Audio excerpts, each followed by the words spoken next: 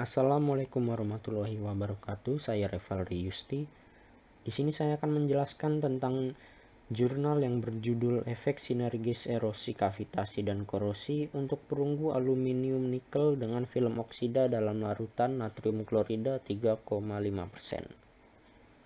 Dimulai dari kavitasi yang merupakan sebuah fenomena tribokoros yang terjadi di lingkungan laut, menyebabkan kerusakan pada kapal, propeller kapal, serta kemudinya, yang tentu saja mempengaruhi efisiensi dan mengurangi umurnya.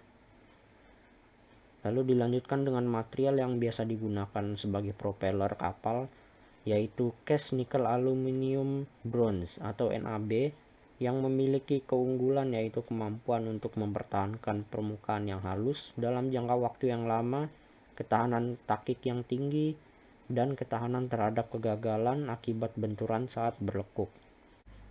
Lalu dilanjutkan dengan sampel. Di sini dibuat 12 sampel dengan ukuran panjang 25 mm, lebar 25 mm, dan tebalnya 5 mm.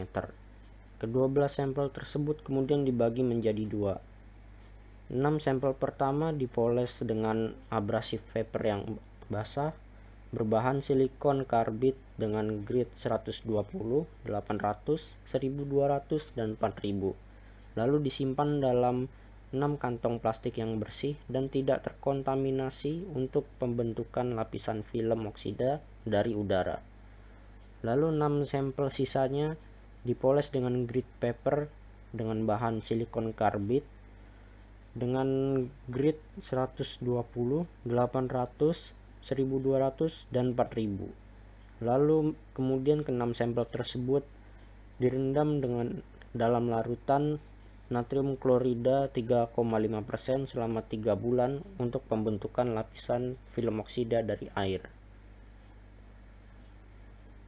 Dilanjutkan dengan medianya. Medianya yang dipakai pada penelitian ini menggunakan air suling atau air distilasi sebanyak 5 liter. Kemudian ada larutan natrium klorida 3,5% sebanyak 5 liter.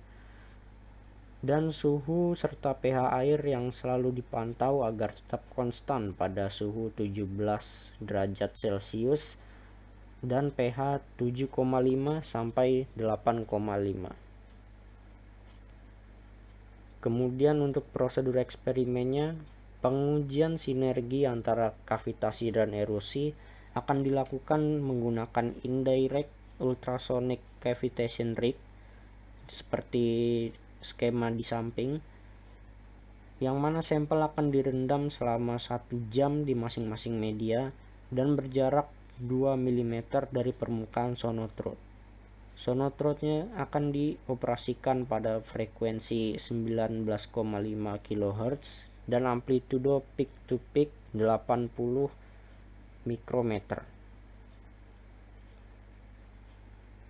Lalu untuk uji elektrokimianya akan menggunakan potensiostat Gamri reference 600 untuk memantau dan mendapatkan kurva OCP dan polarisasi untuk sampel.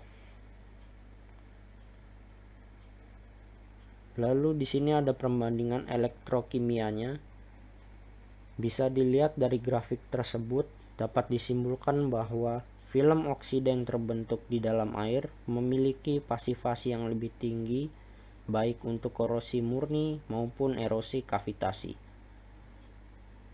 Sampel dengan lapisan film udara mencapai stabilitas pada minus 210 mV di bawah korosi murni, sedangkan sampel dengan lapisan film yang terbentuk dari air mencapai stabilitas pada minus 150 mV. Open circuit potensial yang diukur bergeser ke arah negatif menunjukkan lapisan film oksida pada kedua sampel perlahan rusak karena korosi lokal menyebabkan serangan fase selektif selama perendaman dalam larutan natrium klorida 3,5%. Lalu dilanjutkan dengan uji erosi korosi kavitasi. Diketahui berdasarkan grafik sebelumnya, sampel dengan lapisan film yang terbuat dari udara mengalami penurunan negatif secara drastis pada open circuit potensialnya dari minus 170 mV menjadi sekitar minus 300 mV dan mencapai kestabilan dalam waktu 120 detik pada potensial yang lebih rendah, yaitu minus 310 mV. Kemudian untuk sampel dengan lapisan film yang terbuat dari air, berdasarkan grafik sebelumnya, diketahui bahwa open circuit potensialnya bergeser dari minus 151 mV ke sekitar minus 250 mV. Sehingga dapat disimpulkan bahwa sampel dengan film yang terbentuk dari air menunjukkan ketahanan korosi yang lebih baik di bawah erosi statis maupun kavitasi erosi dari waktu ke waktu. Kemudian pengujian dilanjutkan dengan uji korosi murni menggunakan potensiostat Gamri dalam 100 ml larutan natrium klorida 3,5%.